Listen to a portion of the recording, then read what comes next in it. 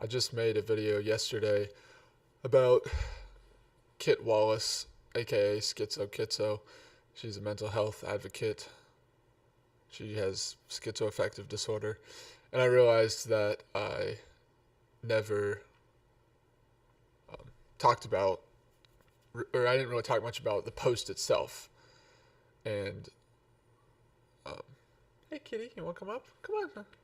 And honestly, I really only saw like the photos when I was scrolling through Instagram. I didn't actually like read what she had posted until yesterday, and I realized, oh crap, like I didn't even see all this. And so I figured today I would analyze the post and let's see, I might want to move this over here. I guess that's fine, pretty much. Trying to get it right at 700 pixels. Anyway, I figured today I would go ahead and analyze the post and just make some points. So here goes. It's now up to 1,586 likes, which is concerning. All right, so here we go. I guess I'll just quickly go through these photos.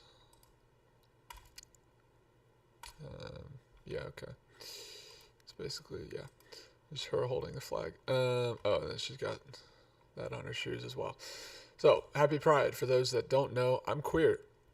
So bear with me. It's my yearly post of what I am. I identify as a... Wait for it. Prepare yourself, I should say. Prepare yourself. Pan-romantic, gray, asexual, gender-fluid demigirl.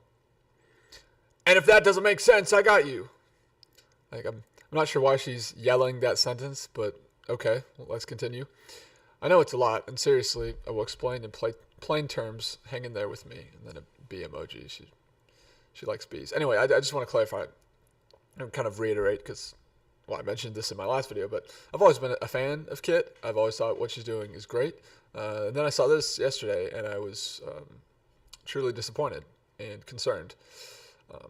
And so I just want to say that. But, so just understand, like, I agree with her on most things. I think most of what she's doing is good, just not this, which is why I'm making this video.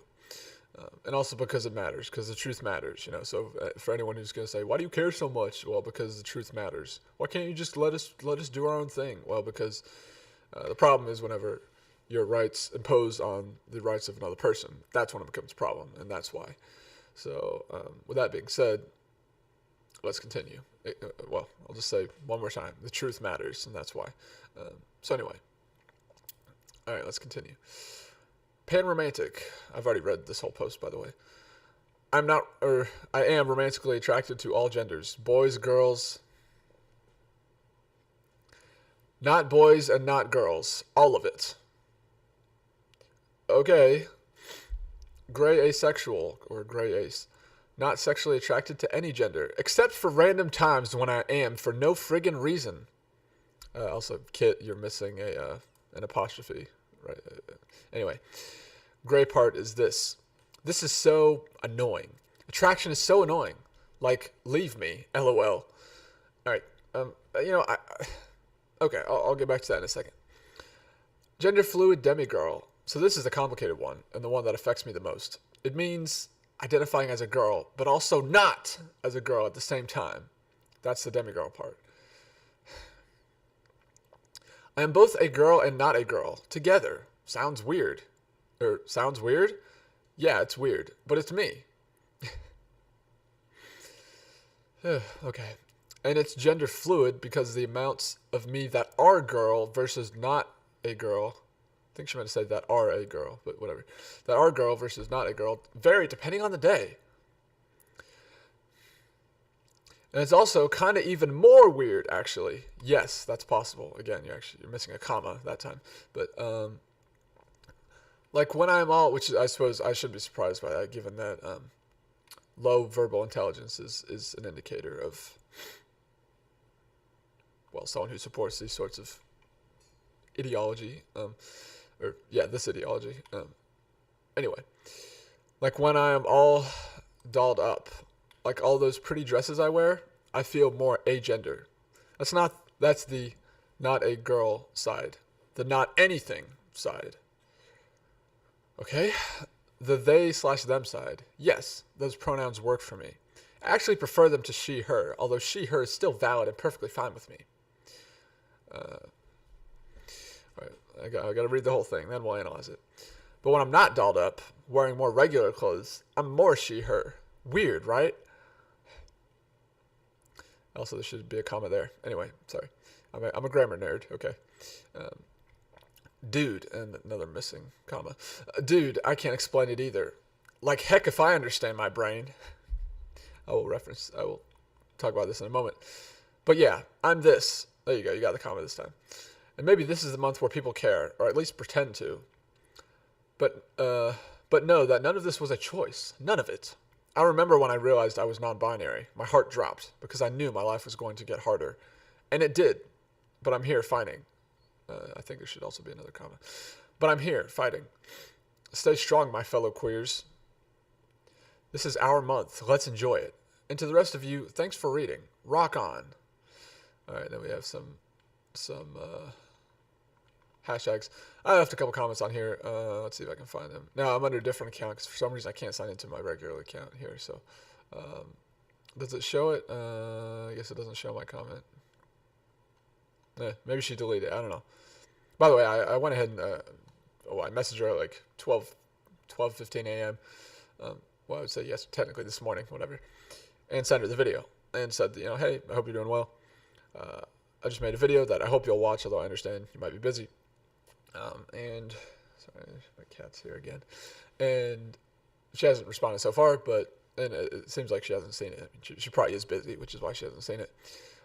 But anyway, regardless, I have messaged her and sent her this video right here. Now, let's go and analyze this highly problematic post.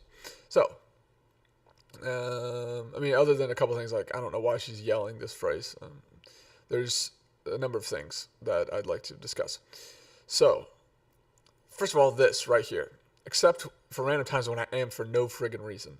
This is so annoying. Attraction is so annoying. Like, leave me, LOL. Okay. All right, Kit, Wallis. I know that you're an atheist, right? Or at least that's what you've said. So I'm just going to assume it's true because you said that. You're an atheist. But let's pretend that God is real. And then actually, and then after I'll try to say this sort of the same thing, but from an atheist perspective. So, have you considered the fact that perhaps the reason why you're sometimes randomly sexually attracted to a person is because you were designed to be sexually attracted to another human being? Just a thought. And I would say because God designed you, right? Again, let's just say God exists. I know you don't believe in God, but just FYI, He does exist. God is very real. He absolutely exists. But so let's just say, like, have you not considered that? Maybe God made you to be sexually attracted to another human. Although, okay, but let's pretend like since you're an atheist, let's say God doesn't exist. He does, but let's just say He doesn't, since I know you're an atheist. What if evolution I guess you would say evolution shaped you and made you so that in such a way that you are supposed to be sexually attracted to another human being? Just something to think about. Have you considered that, Kit? Because that's the immediate thing that jumps out to me when I read something like this. Okay, now that that's addressed, let's move on to the next couple sentences. Gender fluid demigirl. Okay. Identifying as a girl but also not a girl at the same time. And then, okay. The gender fluid part. Okay, so essentially, how much of a girl you are varies depending on the day. So correct me if I'm wrong, but depending on how you feel, how much you are a girl either increases or decreases. So it's all subjective. It's all depending on how you feel. And actually she verifies this because she says, when I'm dolled up like all those pretty dresses I wear, I feel more agender. That's the not a girl side. The not anything side. Oh, okay. So when you're wearing pretty dresses, you're actually no gender I don't know what you are. I guess you're a robot. I mean, I don't know what you are. I mean, you're neither male nor female. And by the way, I should mention this too. Oh yeah, I want to correct myself because I think in the previous video I made about Kit, I said that she was about 28. I think I said or in her late 20s. She's actually 30. I forgot. I saw that she had made a post about that. But yeah, she's actually like, this woman is 30 years old. I just want to point that out. She's 30 years old. Now she's got schizoaffective disorder. And by the way, we're going to, oh yeah, at one point, I forgot to mention that. At one point, someone asked about, do you think this has anything to do with your schizoaffective disorder? Like the reason you believe this. And she, wait, where is the comment? Yeah, or wait. Yes, okay, here it is right here. Nope, I am schizoaffective and queer, but they're not related. I'm going to address this very soon because I'm not so sure about this. And I'll tell you why. But I'll get to that in a moment. As I was saying, yeah, Kit Wallis is a 30-year-old woman. So, I mean, she's literally been an adult for a decade. Right? I mean, personally, I think when you stop being a teenager, you're an adult. So, they said 21 or 18, but, I mean, 19 and then 20. So, that's just kind of my opinion. Like, you're really 20 when you're an adult because then you're not a teenager anymore. But anyway, whatever. She's been an adult for either almost a decade or a decade. So, okay.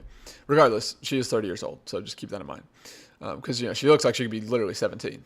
But she's not. She's 30. And so, just something worth mentioning. Now, where was I? Right. So essentially, she feels like no gender. I mean, because that's a gender, like not a gender, right? The not anything side. She literally says the not anything side, the they them side. So when she's all dolled up in her dresses, she feels like neither male nor female. So again, I don't know what she is during those moments. So whenever she puts those dresses on, she becomes, I guess, a robot. I'm sorry, I don't know what else she is, or becomes whenever that happens. She becomes a robot, I guess. And then the moment she takes that dress off and changes into a different clothing, she's suddenly a female again, I suppose. Okay. I mean, sure, fine. Like, I mean, obviously, I should also mention that this entire thing, and it is rather obvious, but all of this is nonsense. I mean, frankly, it's nonsense. It's delusional thinking. It is not real. It is not, it doesn't make sense, which is why I'm making this video pointing out the logical inconsistencies and how it doesn't make sense. But anyway, let's continue.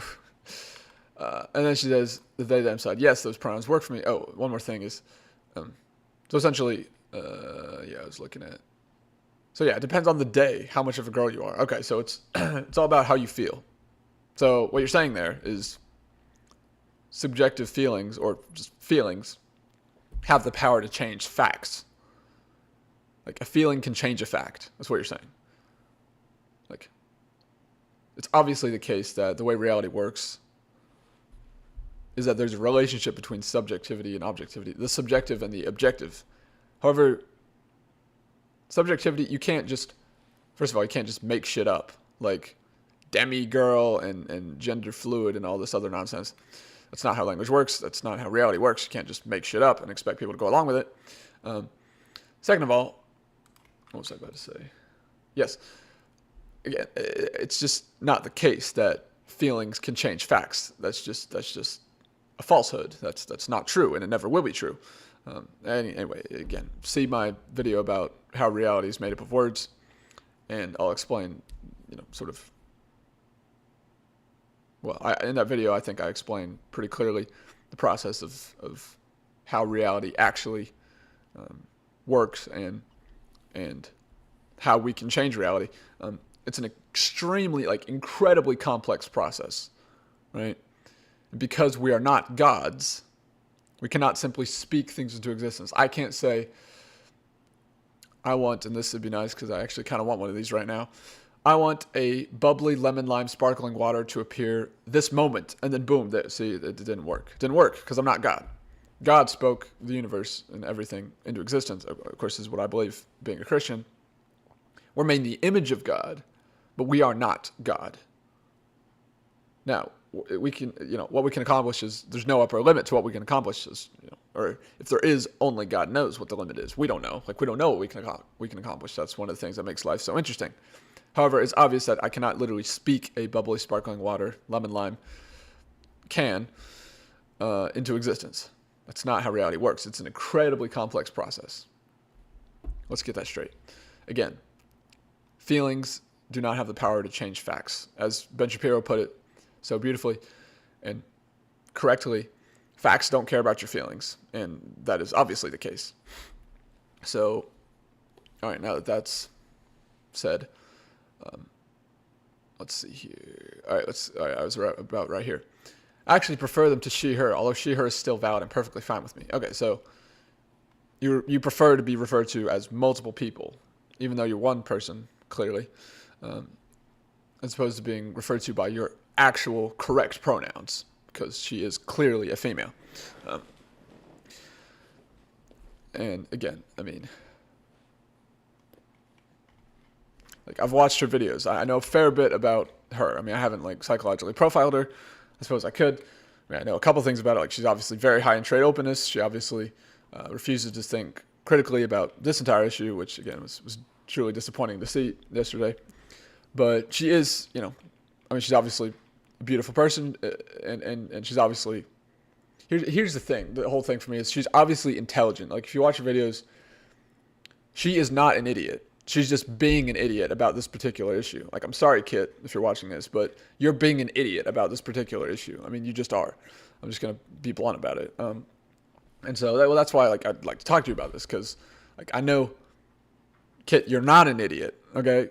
She is not an idiot. There's a difference between someone is being an idiot about something and somebody actually is an idiot. Kit Wallis is not an idiot. But she is certainly being an idiot about this entire thing, and just refusing completely to think critically about this. Now, let's proceed here. So again, she prefers to be referred to as multiple people, even though she's one person. Instead, and again, for the people who are going to say, well, they and them, you use that all the time when referring to one person. It's okay. I've already addressed this before, but I may as well address it again. Yeah, that's when you don't know the gender of the person or the sex of the person, which are the same thing. Okay? Let's get that straight.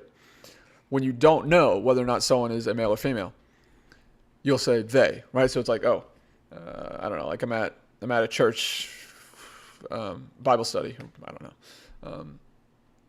Again, I know how Kit feels about Jesus, and she's mentioned, she talked about it before in Christianity, but let's say okay, so maybe I'll give a different example.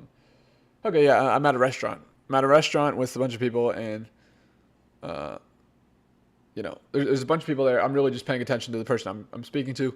We're in deep conversation, and all of a sudden, somebody across the table goes, wait, let's say, they say, wait, where did Taylor go?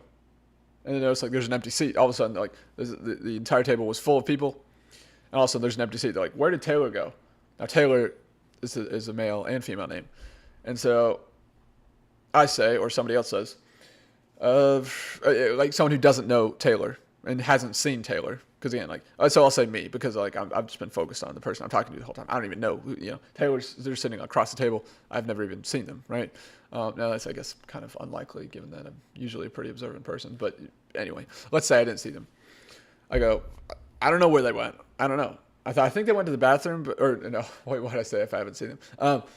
Let's say, I don't know. I might say something along the lines of, the balance of probability is that they either went to the bathroom or went to their car to grab something. Maybe they forgot their phone or something. I'm using the word they and there because I don't know the gender of the person. I've never seen this person, but I know their name's Taylor. Could be male or female. All right, so let's get that straight. So that is a flimsy, frankly stupid argument, a point that the people that I've heard a number of times by the people on the left. when it comes to this issue is, well, people say they, them all the time to refer to one person. It's like, yeah, that's when you don't know the gender of the person. Okay, so sorry, getting a little bit passionate, but let's get that straight. Now, all right, so let's go ahead and move on to this sentence. When I'm not dolled up wearing my regular clothes, I'm more she, her. Weird, right? Okay. And then, so here's the thing. Okay. And then we'll get it. And then, dude, I can't explain it either. Like, heck, if I understand my brain. Again, I think you're missing a comma there, kid, but that's okay. So, whenever this woman is wearing more regular clothes, which I guess this would be more regular. Yeah, she's wearing the same thing in all these photos. She feels more like a female. Okay, I mean, I'm trying to think. I don't have really much to say about that. But then she says, weird, right? Dude, I can't explain it either. Like, heck, if I understand my brain. So here's the thing. And then, hold on, let's see. And then this, I don't really have much to say about this. Maybe it's multiple people care, or at least pretend to. Yeah, well, why on earth do we have why is this a thing? Why is Pride Month a thing? I mean, I posted about this on my Instagram. Pride Month is, I mean, there's a couple ways you could think about it. There's a few ways you could say this, and they're all true. But Pride Month is essentially nonsense turned up to the maximum, right? It is delusional thinking to the ultimate degree. I prefer nonsense turned up to the maximum. That's what I prefer. So anyway, like an entire month dedicated to celebrating psychopathology, and not just psychopathology, but delusional thinking. Really, it's a celebration of psychopathology as well as delusional thinking. That's a problem. Like, why? Just why? But I want to talk about this. Like, heck, if I understand my brain. Okay, so she says that, but then she also says, when this person asks if, let's see. Oh, that's interesting. I don't know what SDPD is, but I assume it's similar to PTSD or no, probably not. No, probably not.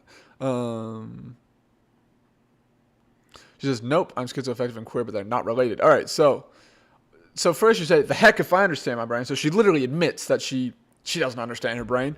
But then she says, no, they're not related. How can you be so sure that your schizoaffective disorder and the fact that you're queer are not related when you literally admit yourself that you do not understand your brain? So I got to make sure I'm still okay, because I ran out of space before. But all right, so explain that one to me, Kit. Like, please, Kit. And again, I'd love to make a video about this, or we can talk in private about this, because I'd like to get your thoughts on this. But how can you make that claim when you literally admit in your own post that you do not understand your brain, and you say that you can't explain it? Okay, so then how can you be so confident that they're not related, your schizoaffective disorder and the fact that you're queer? You get my point? And again, if Kit, if you're watching this, I know you're an intelligent person. And that's why because I know that you're not an idiot, but you're being an idiot about this entire thing, and you're not thinking critically. And it's a problem because you have influence, and 1.5, almost 1.6 thousand people have liked this post.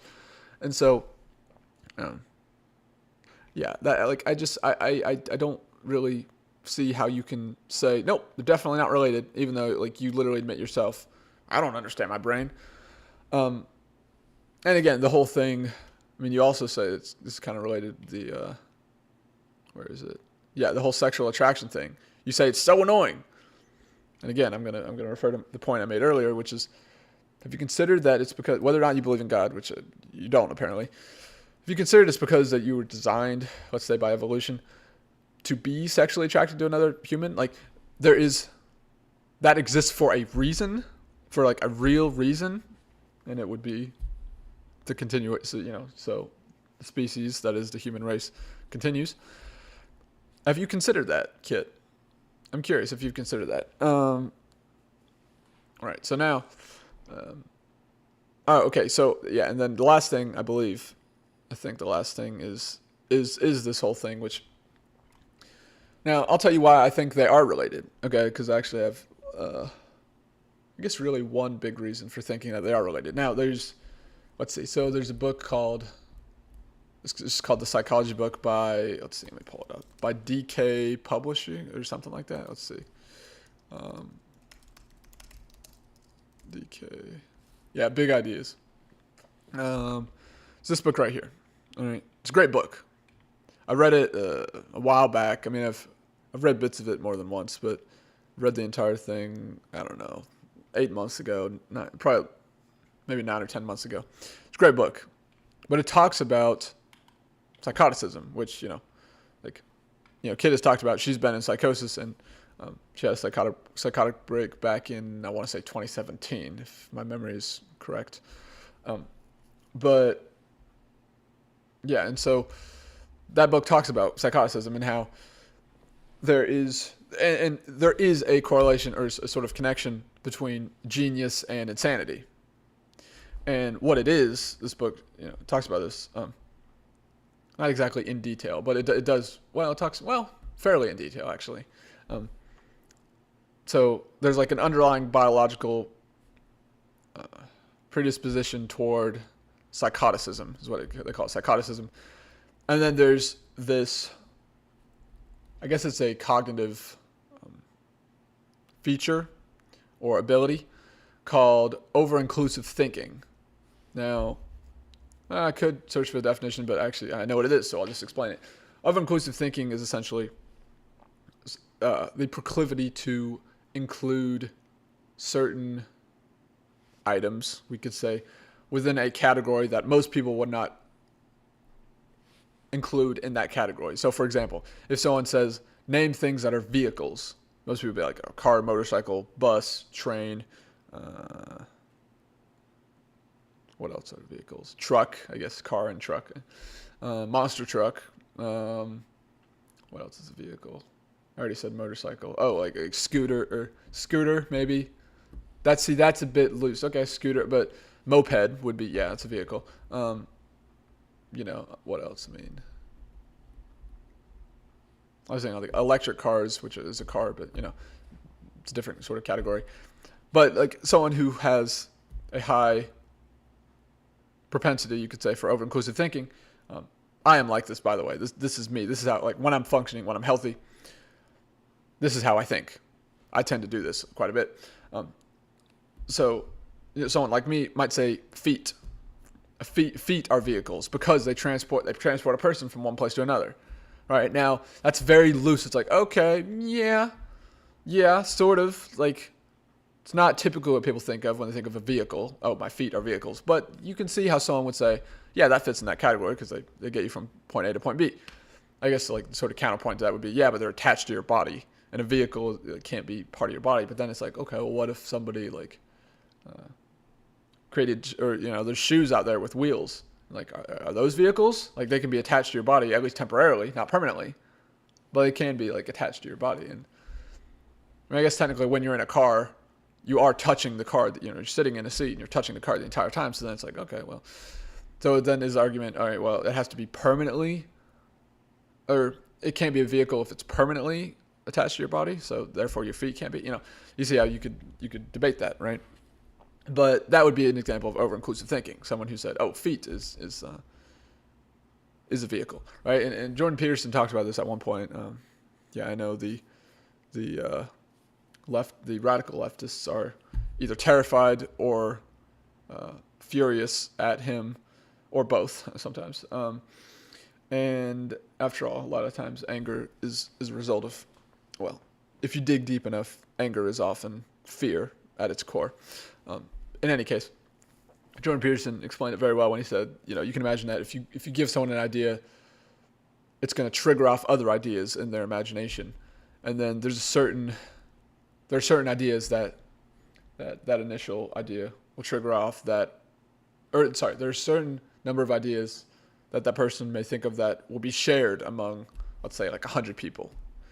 And you can think of that as like a common response, right? Truck. What comes to mind? I don't know. For some reason, I just thought yellow. Probably because I've seen like yellow trucks and thought, man, that's a cool truck. Like, I like yellow on a car. Well, kind of. It depends on the, not really like mustard yellow, but, it kind of depends, I guess. But it depends on the truck, the shape of the truck, and the size of the truck, probably. Like, if it's a bigger truck, I feel like a large truck can pull off mustard yellow. That's just me. Maybe I'm wrong, too. Tell me if I'm wrong, if you disagree. We can talk about it in the comments, but no.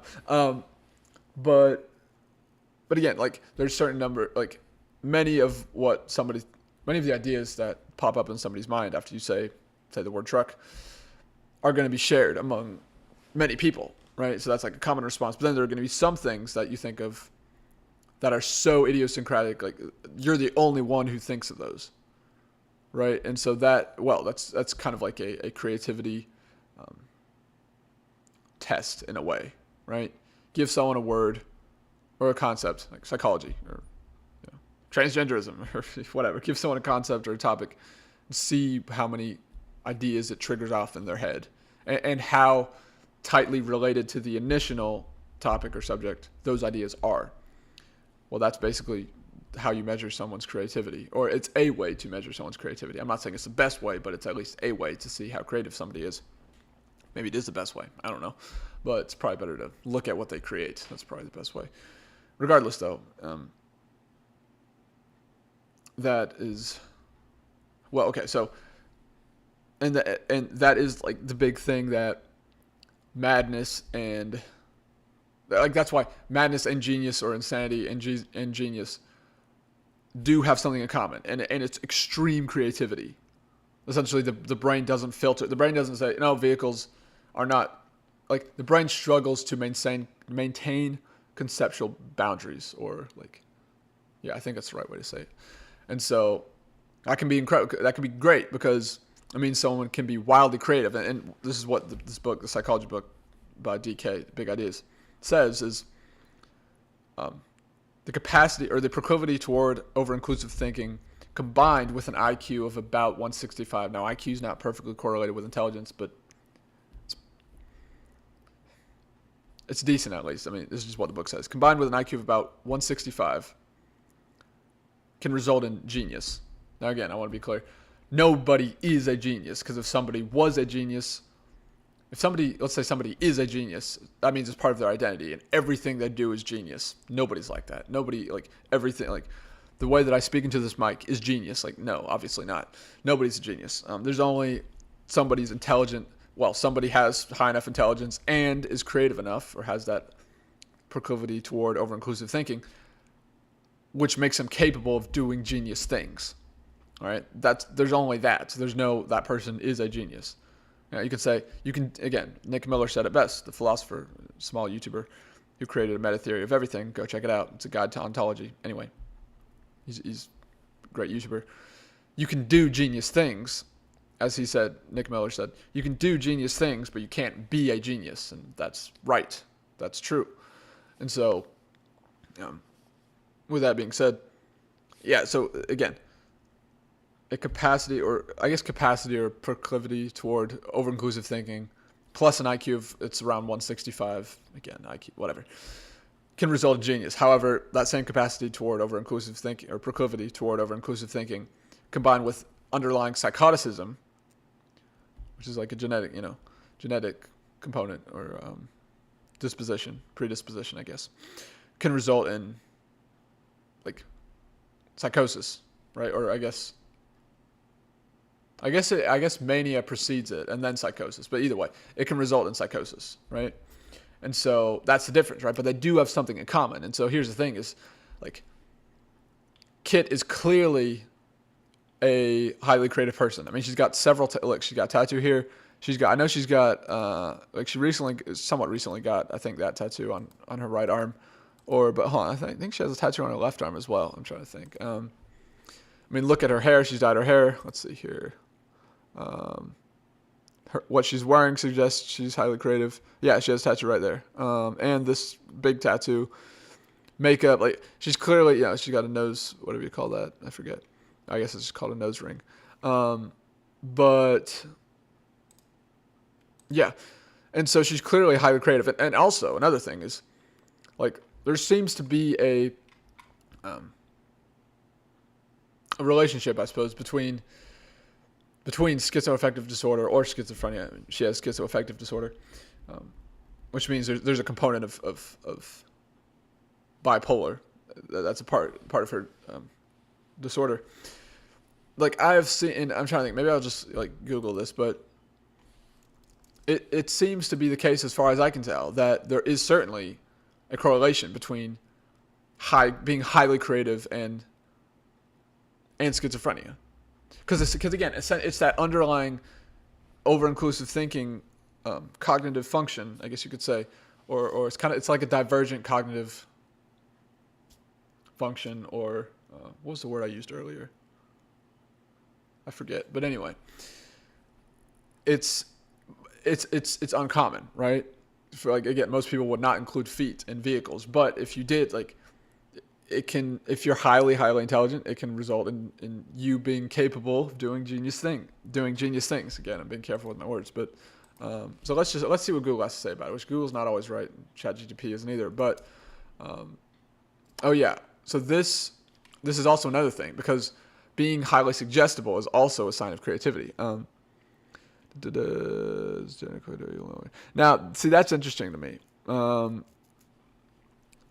mean, my response to that is the human mind is incredibly complex. So I'd have to do more research before I could even like hypothesize about why that may be, or create a theory or whatever. But let's see now. Are people with how do I spell this? Good Lord, I cannot type. Schizophrenia. Man, I can't type. There we go. That's a hard word to type. More creative than creative. Oh my gosh. Creative than average. Are not on average more creative than. Did I mention? Right, but okay. So I figured this shit out just now. Full-blown schizophrenia actually impairs the cognitive flexibility needed for creative work. Well, that makes perfect sense. However, what about before the person develops schizophrenia?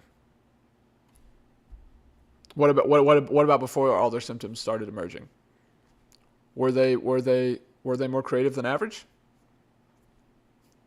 That's my question. Scientific research paints a nuanced picture of the relationship between schizophrenia and creativity. Can promote divergent thinking and unique perspectives. However, crossing the lines of full clinical schizophrenia with chronic psychosis and working memory deficits generally undermines creative ability. Dopamine sensory filtering, lower levels of dopamine substances. Thalamus, right. Okay, this is interesting that this word popped up or is in here, because I recently saw something on Instagram about a female student who was claiming that schizophrenia all had to do with the thalamus, and it was the thalamus essentially misfiring or not working properly. So that's very interesting to me that it says that. Less sensory filtering, which can lead to a flood of original and unusual ideas. Right, but when that gets out of hand, essentially, in this is, I think I'm close to finally figuring out schizophrenia and how to actually cure it. But first, I got to figure out how it works, and because I saw this, it's also this another reel on Instagram, and it was saying that essentially the internal world of the person and the external world get mixed, which is why, like, a thought can, instead of a thought appearing in their imagination, it appears as a hallucination, as like another person, a voice, right? That just makes perfect sense to me, and especially with what this is saying, less sensory filtering. Like, I just don't see why that's not right. I mean, I don't have schizophrenia, so I want to be careful, but that makes perfect sense to me. It's like, yeah, the external world and the internal world get mixed. There's that, again, I think it is the thalamus. Sorry, I almost said hypothalamus. I think it is the thalamus. And yeah, dopamine receptors, it makes perfect sense to me. Are not more creative on average. They're healthy, unaffected first-degree relatives are highly overrepresented and creative. See what I'm saying? That makes sense with what I'm saying. And creative inside of professions associated with origins without the paralyzing effects of the illness. Right. So again, this actually makes perfect sense to me, because I guess so then technically it wouldn't be that. Well, I mean, for Kit specifically, like, she clearly, I mean, I know tattoos are highly associated with being high in trait openness. So it's like, unless she was forced to get the tattoo, which I know she wasn't, and she's 30 years old. I'm pretty sure she wasn't pressured into it.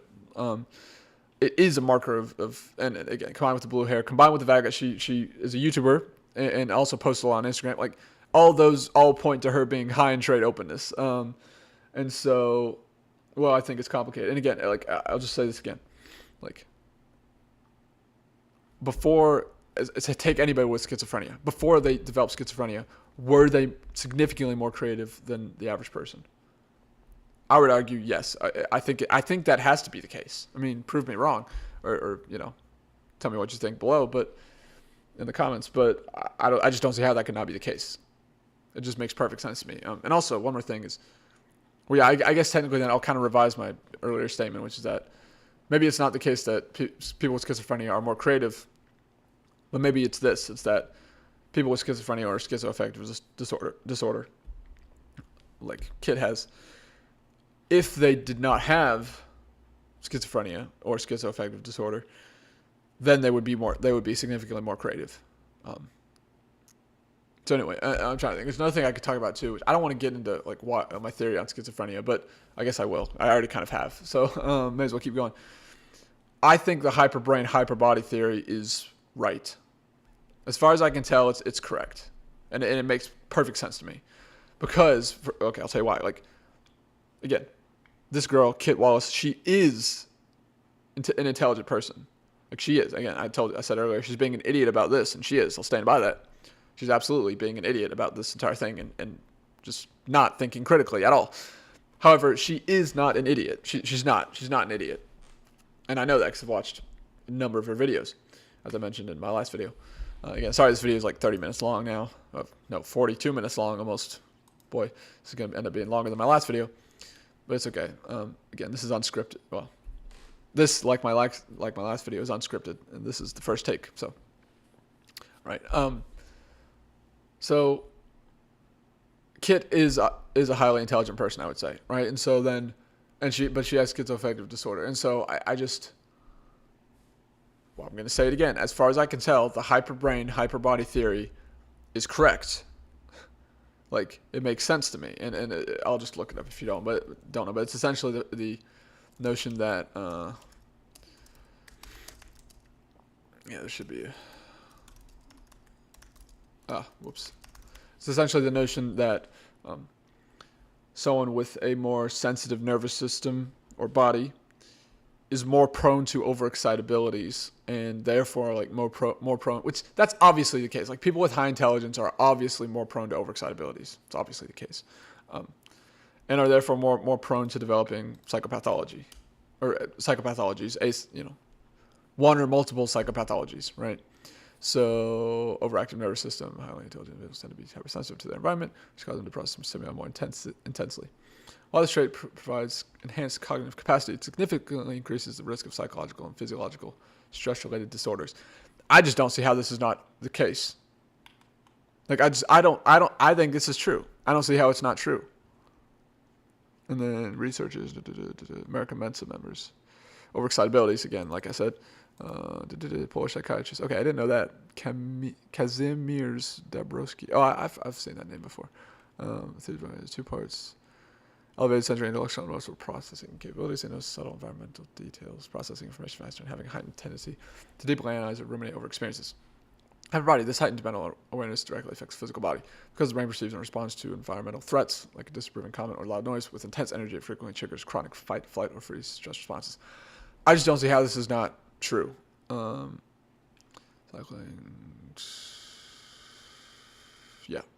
Yeah. I think that's obviously the case. For example, like my dad's cousin, extremely intelligent person, like as well as wise, I would say. He's in his 50s, or he might be 60 now. Anyway, he struggles a lot with depression. And he's also very creative, like clearly very. He used to be. Well, he said, and I know he's not lying to me because one, I know how to read people pretty dang well, unless I'm like not functioning. But also, my dad has told me, yeah, that's probably true. I told my dad that. He told me this, and my dad was like, yeah, that's probably true. That makes sense. His name is Kendall. Oh, what's his last name? Good Lord. Oh my gosh, I'm blanking out. What's his last name? Y'all are going to call me a liar. But he told me, like, he used to be a super successful salesperson And crap, I might have to edit that out. Oh crap, he's not gonna want me saying that. All right, I'm gonna have to bleep that out. His name.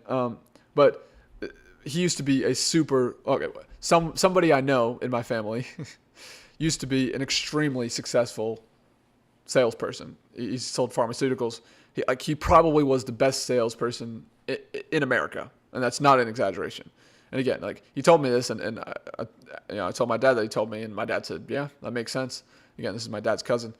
He was like, "Yeah, that makes sense." And I can tell you from I've spoken to him a number of times on the phone and had long conversations with him. I can absolutely see that being true. That he used to be super successful. Made tons and tons of money.